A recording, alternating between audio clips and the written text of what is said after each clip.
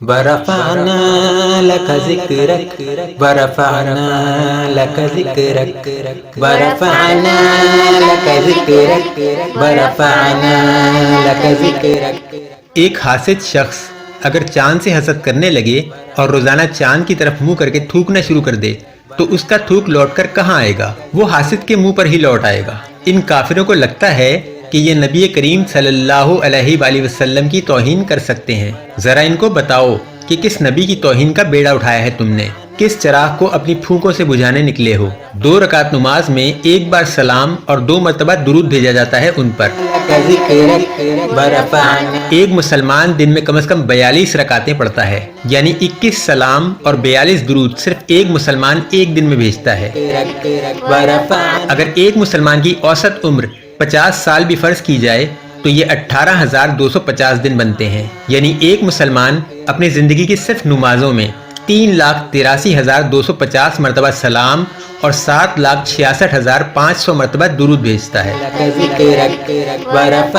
نمازوں کے علاوہ جو درود و سلام بھیجے جاتے ہیں وہ اس کے علاوہ ہیں، اور ابھی یہ صرف ایک مسلمان کا حساب ہے۔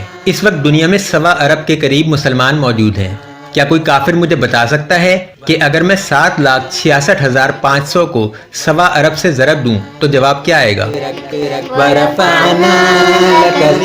بات ابھی ختم نہیں ہوئی، یہ صرف ان مسلمانوں کا حساب ہے جو اس وقت روئے زمین پر موجود ہیں۔ پچھلے 1400 سالوں میں جو مسلمان گزر گئے ان کا حساب ابھی باقی ہے۔ مگر بات یہاں بھی ختم نہیں ہوتی۔ اللہ تعالیٰ قرآن میں فرماتے ہیں ان اللہ وملائکتہ یصلون علی النبی یا ایھا الذین آمنوا صلوا علیہ وسلموا تسلیما۔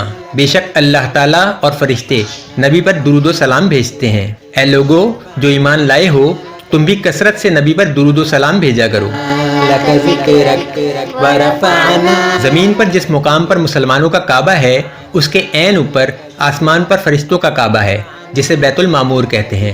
اس بیت المعمور میں ایک وقت میں 70,000 فرشتے طواف کرتے ہیں، اور جو فرشتہ ایک بار طواف کرتا ہے اس کی دوبارہ قیامت تک باری نہیں آتی۔ اب کون حساب لگائے گا فرشتوں کی تعداد کا اور ان کے بھیجے ہوئے درود و سلام کی تعداد کا؟ واضح رہے کہ فرشتوں کا کام ہی محض عبادت ہے۔ انسان کی عبادت فرشتوں کے مقابلے میں کسی گنتی میں ہی نہیں آتی۔ کبھی سوچا ہے کہ اس نبی پر کی جانے والی ہرزہ سرائی ان تک پہنچتی بھی ہوگی یا نہیں؟ اس قسم کی حرکتیں صرف مسلمانوں کو اشتعال انگیز کرنے کی کوشش کے سوا کچھ نہیں۔ کیا کوئی کافر مجھے حضرت محمد صلی اللہ علیہ وآلہ وسلم کے مقابل کسی ایک بھی ایسے شخص کا نام بتا سکتا ہے جس کا اتنی بار دنیا میں محض تذکرہ ہی کیا جاتا ہو جتنی بار میرے پیارے نبی پر درود و سلام بھیجا جاتا ہے؟